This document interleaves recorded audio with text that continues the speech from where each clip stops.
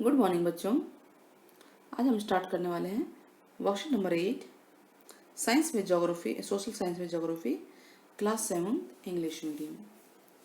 Ecosystem, आप यहाँ अपना नाम लिखिए, यहाँ अपने टीचर का नाम। इकोसिस्टम पढ़ने जा रहे हैं।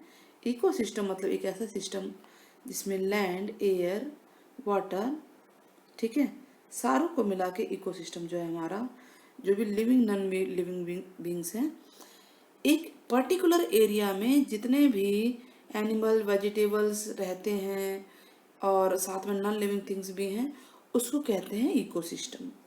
तो चलिए समझते हैं।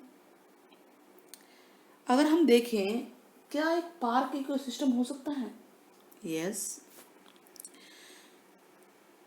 क्वेश्चन ये है कि जो why are leaves of cactus plants in the form of thorn, कांटे के रूप में क्यों होती हैं ये?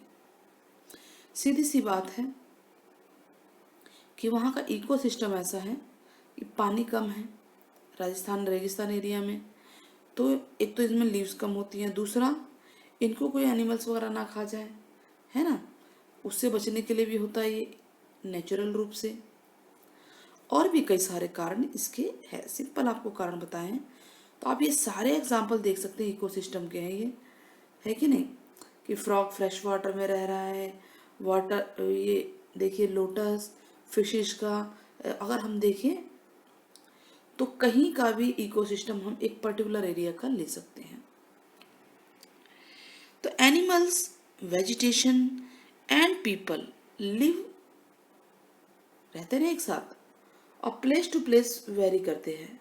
मतलब एक टाइप के एनिमल एक जगह पे होते हैं, दूसरे टाइप के एनिमल दूसरी जगह पे होते हैं। तो all the plants, animals, human being depend on surrounding, सब सराउंडिंग के ऊपर डिपेंड है। तो इकोसिस्टम क्या है? इंट्रैक्शन, एक ऐसा सिस्टम जो कि बायोटिक और अबायोटिक, लिविंग और नॉन लिविंग थिंग्स के बीच में इंट्रैक्शन है। जंगल का इकोसिस्टम, दिल्ली का ही इकोसिस्टम, ठीक है, किसी भी फॉरेस्ट का, पॉन्ड का, एयर का, या कोई भी मतलब माउंटेन एरिया का इकोसिस्टम अपना अपना होता है। तो इकोसिस्टम क्या है? Has all the factors that interact in a specific area. Specific area में इंटरेक्ट करते हैं, चाहे वो बायोटिक हो चाहे अबायोटिक हो। एवरी स्पेसिफिक इकोसिस्टम, वर्ल्ड में हर इकोसिस्टम की अपनी कंडीशन है बच्चे। देखिए पॉन्ड का इकोसिस्टम लैंड से अलग होगा कि नहीं, उसका इकोसिस्टम फॉरेस्ट से अलग होगा। तो एक टाइप के एनिमल जरूर नहीं कि एक जगह रह जाएं तो वो दूसरी जगह रह सकते हैं। लार्ज, देखिए कह रहा है लार्ज फॉरेस्ट है, ग्रासलैंड है, डेजर्ट है, माउंटेन है, लेक वाटर है, ये सारे क्या हैं? इकोसिस्टम है। कुछ नेचुरल है, कुछ मैन मेड है। अब हम ये कहें तो ये तो नेचुरल है। आर्टिफिशियल क्या है? एक्वेरियम, प्लांटेशन, गार्डन, ये आर्टिफिशियल है। आर्टिफिशियल मतलब कि मैन मेड है ये, ठीक है। तो इस वर्कशीट में 3 बातें ध्यान में रखनी है। इकोसिस्टम क्या है, नेचुरल और human made, man made ecosystem क्या है। तो इकोसिस्टम के बारे में डेफिनेशन यहाँ पे आई है।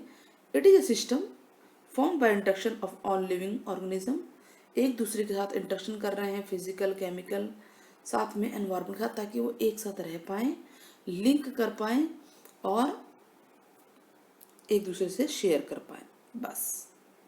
तो फर्स्ट क्वेश्चन तो यही है आंसर, क्वेश्चन नंबर फर्स्ट का आंसर है ये।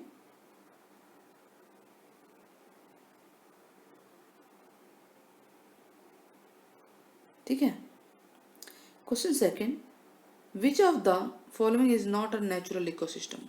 देखिए डेजर्ट तो नेचुरल है, फॉरेस्ट भी नेचुरल है, सी भी नेचुरल है, हमने नहीं बनाया है।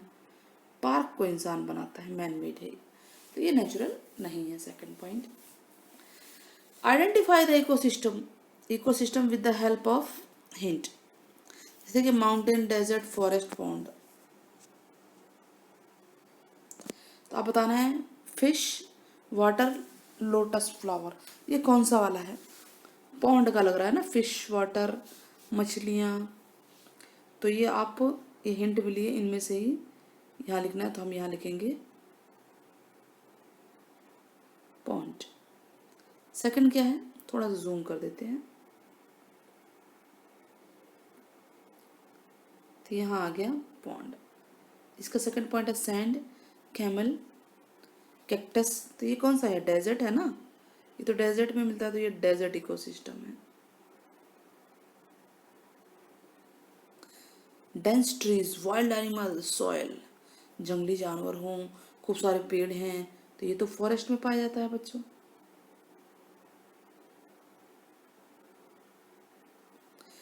ठीक है, कॉनिफेरस ट्रीज, शिप, स्नो, बर्फ, ये सब कहाँ पाई जाती है? माउंटेन में, तो ये माउंटेन का इकोसिस्टम है। हो गया। होप आपको समझ में आया होगा, सब कुछ क्लियर हुआ होगा। ठीक है, तो बताइएगा एक मैन मेड इकोसिस्टम का नाम कोई सा भी वर्कशीट में आया है। उसके अलावा वीडियो पसंद आए तो चैनल को जरूर सब्सक्राइब कीजिएगा। टेक केयर, बाय बाय बच्चों, फिर मिलते हैं।